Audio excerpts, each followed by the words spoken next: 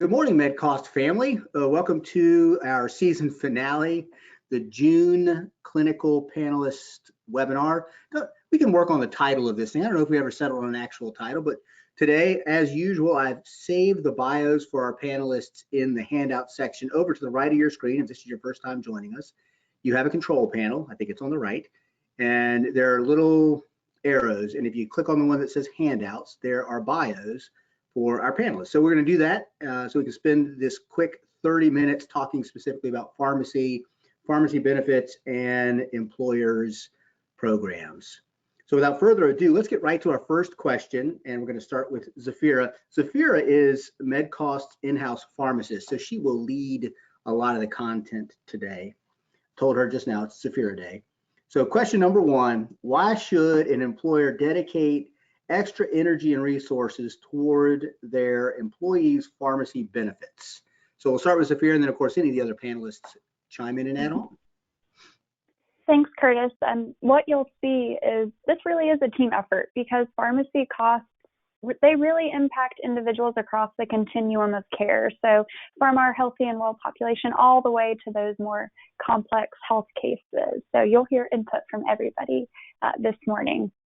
But I'd be happy to address your first question. And I feel like I have to start with the elephant in the room, which is cost, right? So we're seeing across our book of business really that the pharmacy benefit accounts for anywhere from 20 upwards of 30% of plan costs, depending on, of course, utilization and what the membership profile is like. And that doesn't even include any of those medications that come in under the medical benefit, which what we're estimating is that can be anywhere from 30 to 50% of specialty drug costs. So I want to briefly talk about what's actually driving pharmacy costs. And part of it is simply due to the fact that the drugs are really expensive, right? That's not a secret in the US that drugs are they're expensive. What we've seen over the past several years, I was recently reading that prices of some brand name drugs, which include specialty, they have increased like 60%, the cost of them has. So obviously that's a big driver here. But the second piece of that is utilization. And I keep saying specialty, and you're going to hear that word a lot today, specialty drugs. And what I mean there is those are typically those high cost, of course, drugs, but they're also high complexity, typically for more complex medical conditions, and high touch, meaning those individuals require a higher level of care. What we're seeing is those drugs, they used to be for more rare conditions, and now we're seeing them more commonly used. So they're FDA approved for conditions like rheumatoid arthritis or psoriasis, ulcerative colitis, these things that are a little more common among our general population. Many specialty drugs have expanding condition profiles. So the drug manufacturers of those drugs are doing clinical trials and finding new disease states that their drugs can be used for. And that means that more people or more of our members have the opportunity to utilize these expensive drugs. So we really need to be focused on those costs and what can we do about them. Yeah, I would just add, as we look and we know that our chronic condition population is increasing, we know CDC tells us about 6 out of every 10 adults in the United States have a chronic condition. And close to that, about 4 in 10 adults have more than one chronic condition. A good percentage, over 50% of all Americans take some sort of prescription drug. And it's really important for them, in order to maintain that condition or to be as healthy as they can be, to make sure that those are filled, that they're compliant with that medication. We know that diabetics, the medication for diabetes is increasing year over year. It's about adults with diabetes have about 4 times as many prescriptions. They spend about 4 times as much on prescription drugs as the general population.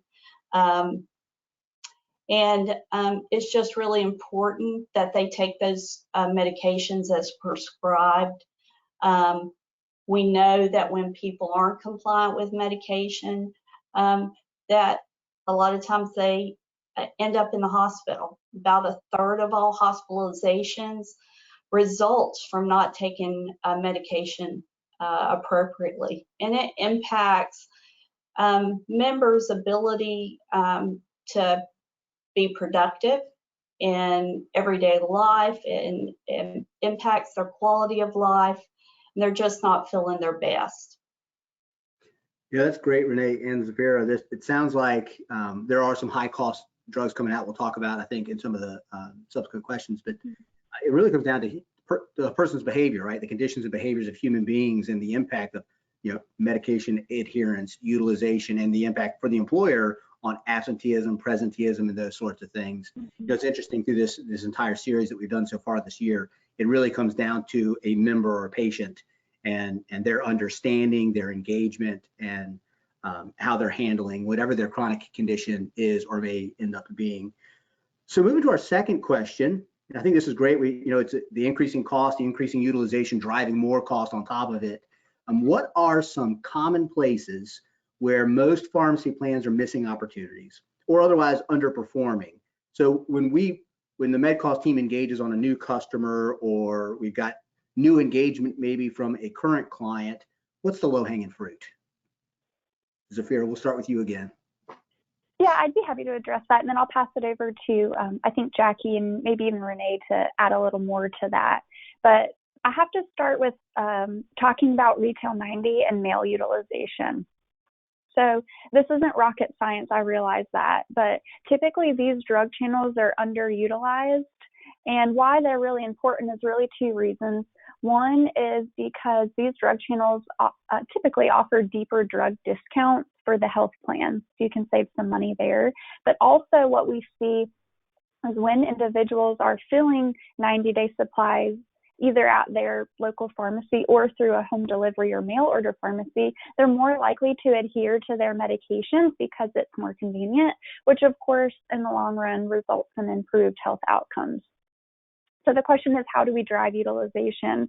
Well, COVID actually helped us a little here, right? Because members were at home and they were looking for more convenient ways to get their prescriptions. So over the past year or so, we've actually seen those rates go up. Maybe that's one positive thing that's kind of come out of COVID. But as a health plan, you can also drive utilization into these channels. There are a few different ways. Typically, we see through a copay incentive. So maybe offering members a bit of a discount, if you will, if they choose to use Retail 90 or mail. And also just keeping it front of mind. So people might forget that that option is available. So doing that by whatever means works best for a company. For some, it might be, putting posters up around the office. Maybe it's some kind of mailing or talking about it in your town hall meetings. So that's one thing I wanted to highlight. And I feel like I have to answer this question too by talking about generic utilization. Again, this isn't something new. It's not rocket science, but it's still really important. We've got to encourage people to use generic drugs when they're out there because they're typically like 80–85% cheaper than the brand name drugs. Sometimes what we see is that just educating people or maybe giving them a copay incentive for generics, it's not enough. We have to do more to really encourage them to use generic drugs. And the FDA, they have shown over time, over and over really, that the generic drugs, they do work the same as their brand name counterparts. So what I would recommend is a health plan to really look at their formulary that the PBM offers and make sure that it's managing generic drugs appropriately. And what that might look like is honestly just excluding those brand name drugs that have generic versions available, because obviously that's really going to encourage your members to use those generics, which are so much cheaper. That's a great call out, Z. How many times have you, I know in the past 20 years, how many times I've taken over a group, maybe the new plan has an exclusion formulary, you always get that response to the challenging experience, right? There's disruption. And almost invariably the member that is disrupted by that exclusion formulary is so thankful, because while the health plan saves a lot when you move to a generic, the member also saves a little bit of money, you know, in whatever their cost share is. And they're like, why didn't I do this sooner? Which is great, because you want to remind them of the conversation you had a few days prior when they were so affected by that disruption. Yeah. Great. Hey, Curtis, can I jump in and add something that just came to mind on this as well? Absolutely. Many times also what we need to consider is if, you know, encouraging members to speak up at that point when they're in the physician's office talking about the medication, and to let the physician know or the provider know that, hey, I'm on a high deductible plan, for instance, because that makes a big difference. And I think the conversation around, and we'll talk about price here in a little bit, but you know, just that member saying, hey, I'm on a high deductible plan. Do you know how much this might cost? You know, then the provider might say, well, let me make sure that we have a generic available, or, you know, or let's look at what the other options are. So I think just some of that empowerment on behalf, you know, for the member to feel confident to speak up can go a long way as well. Totally agree. Yeah, I think that's a great point, Katie. And as far as that knowledge and empowerment, I would translate that over as well into the employer side of the house. I think one of the other opportunity areas that we have in this space for employers is a lot of groups don't realize that a lot of their specialty medication cost comes in under the medical benefit. It's not under the pharmacy benefit for the PBM. It's actually those individuals that are receiving those high cost medications, either as part of an inpatient stay or as part of an outpatient infusion setting, something of that nature. And it often gets overlooked, and it shouldn't, because these are the members typically that are bubbling up to be the highest cost claimants for a particular health plan. So I think the employer really needs to have a focused strategy around managing the utilization and cost for those specialty medications that are coming in under the medical benefit. And a few successful options that an employer has in that space is number one, trying to steer these drugs to the pharmacy benefit, which is typically at a lower cost. And then there's additional controls around utilization management edits and point of sale assurances that helps to, again, manage that drug spend in that particular space. And then secondly, there's still going to be drugs that you cannot move over under the pharmacy benefit. And so really making sure that you put programs in place that make sure that the drugs that do come in under the medical benefit are being reviewed to make sure that they're clinically appropriate, to make sure that there's not a more effective place of service that could be a lower cost for that member and that health plan spend. So I think those are a couple of key techniques that employers should focus on in this particular space.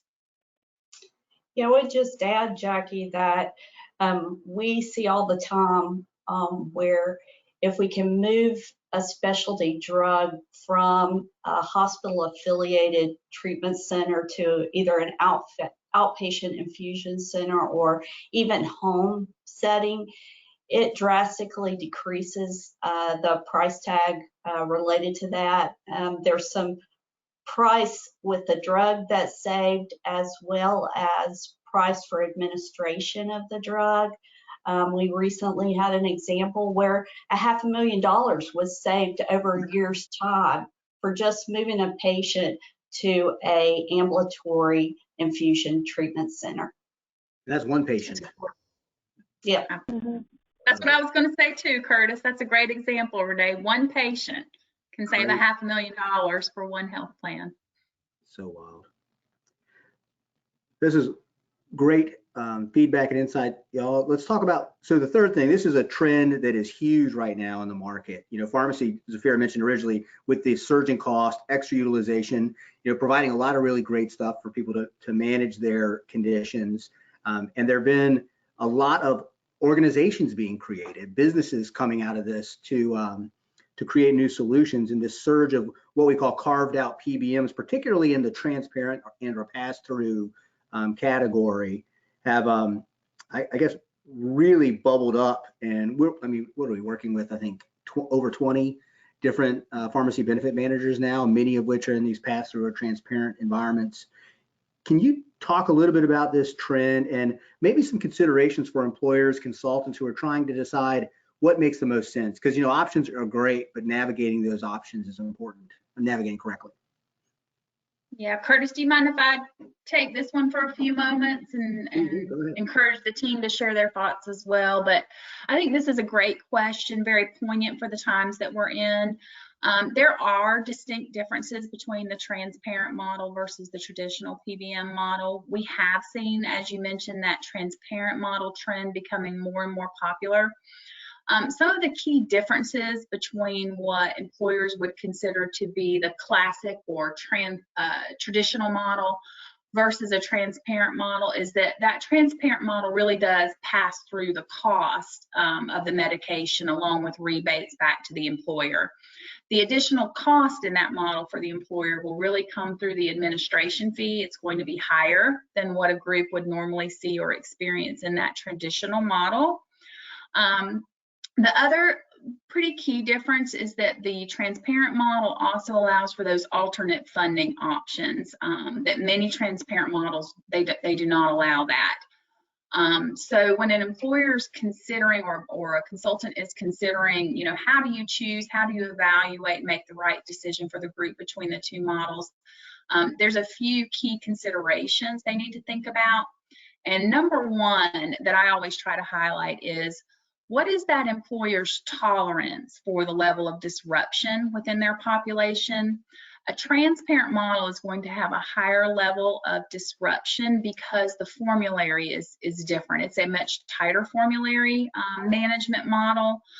So members are going to have to expect some level of trade-off. Although the savings are significant, that flexibility and trade-off between a traditional model may not be the right fit for some employers that are usually more paternalistic. They may want to opt for more of that traditional model where the costs are a little bit higher, the savings may not be quite as deep, but the member disruption is at a much smaller level. And can you, Jackie, before we move on to the other panelists, talk a little bit, when you refer to a tighter formulary, there may be some folks in our audience who aren't familiar with what it means to be a tight formulary versus a little looser or more open formulary. Sure. Sorry, I'll give you my thoughts, and then Zafeira can certainly correct me as the pharmacist. You know, she is the expert on this, but sure. Yeah, what I mean by when I say a tighter formulary is a traditional model. Normally you have multiple tiers of a formulary that says, you know, you've got this tier 1 level, lowest cost level of drugs. These are typically your generics, your lowest cost medications. And then you start to move upwards in a tier status to a level 2 or a level 3, where those drugs are becoming more and more expensive because you're switching and moving away from generic drug opportunities to brand name and then some specialty level tiers as well. In a transparent model, that formulary, there are not those multiple tier levels typically. It is a set formulary because that's what allows that PBM to offer that straight, transparent pass-through cost. They know the drugs that they're going to deliver. They've already put the agreements in place with the manufacturers for those specific sets of drugs. And that's why there's not as great of an opportunity to have a wider variety of drugs available to members. Zafeira, please correct me. I was going to say, Zafeira, how'd she do?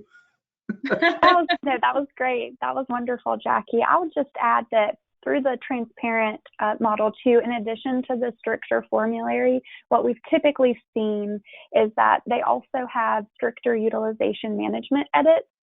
When what I mean by that is typically in the prior authorization space, the criteria might be a little more strict, meaning they might be limiting who can actually utilize some of those more expensive drugs. So I think Jackie alluded to it, and so did Curtis earlier, and that really talking about this balance, right, between member disruption and those cost savings opportunities. That's kind of the key thing to consider here. So prior authorization, meaning your doctor says, you've got this condition. I recently had lunch with this pharmaceutical rep who says their thing treats that condition, you should go take it. And then the prior authorization, the PBM says, well, maybe not that medication, right? Let's take a step back and see if it's really the best medication for the best price. Right, at the right time too. Yep, exactly. Great. Any other thoughts on the trend for smaller PBMs, transparent pass-through PBMs that we're seeing in the market? All right, so that's one trend. This is one of my favorite questions to ask, and I didn't ask it through all the series, but I think it's appropriate now. Zafeira, what is the coolest thing happening in pharmacy land right now? If I put on my my healthcare nerd hat here, Curtis, I have to say it's a really exciting time in healthcare because, as you all have heard of, these gene therapies are being developed and coming out, and these are, in my opinion, a really cool trend in that they are curative treatments.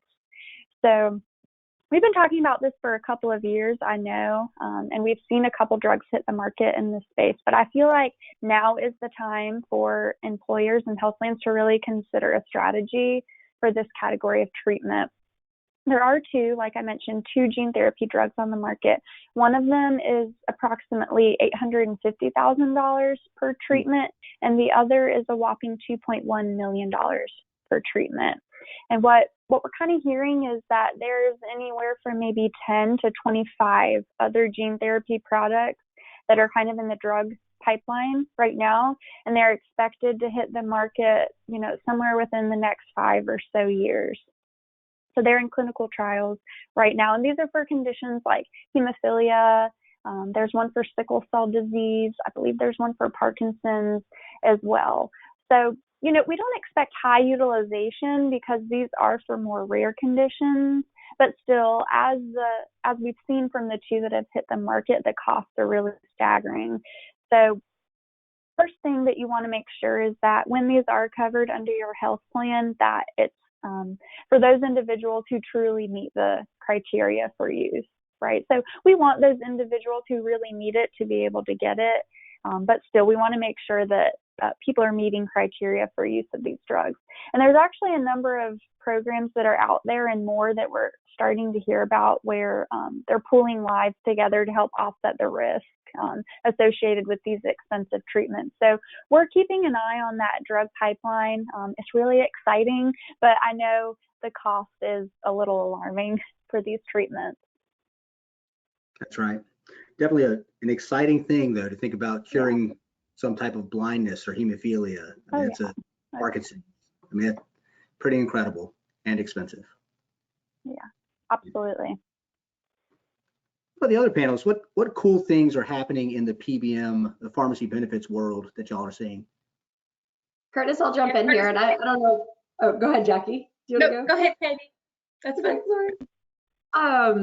I don't know if it's as cool as gene therapy, but I mean, obviously, there's a ton of talk around transparency these days, and even without even talking about it in regards to the recent legislation that's been passed, so many PBMs have already had pricing tools in place for members to use. But now we're seeing more and more members, right at that point, maybe in the provider's office, to pull up their phone and use an app and say, okay, you just prescribed me this. Here's what I'm showing it's going to cost.